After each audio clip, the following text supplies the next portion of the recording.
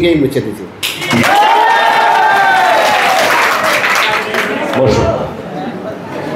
দাদারে বাটে ফেলতে পারতেছি না।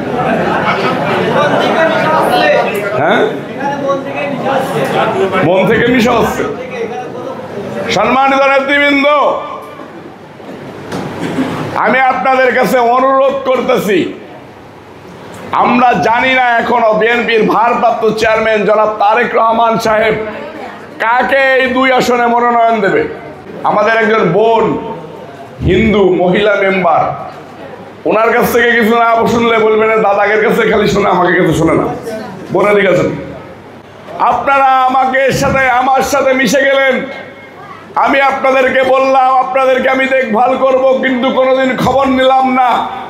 আমি এরকম নেতা হতে চাই না,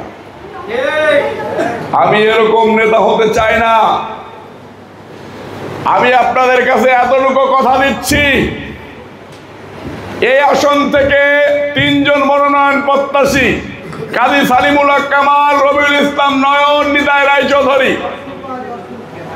আপনারা হিন্দু সম্প্রদায়েরা নিতাই রায়চৌধুরীর সাথে না মিশে তাকে মন থেকে মুছে দিচ্ছেন, বলছেন আমার সাথে কামাল ভাইয়ের সাথে মিশে গেলেন, আপনাদের প্রতি আমাদের দায়িত্ব অনেক বেড়ে গেল।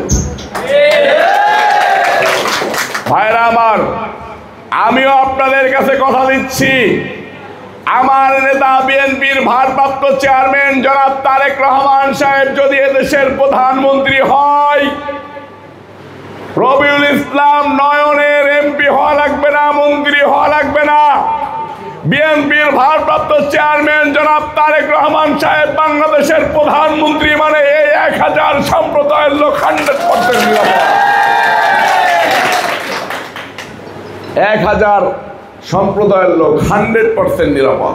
আমার নিজের উপরে আমার আস্থা আছে, কনফিডেন্স আছে, আমি এটা পারবো দেখেই আপনারা জেনে বুঝে শুনে তারপরে আমার হাত ধরে যোগদান করতেছেন বিএনপিতে।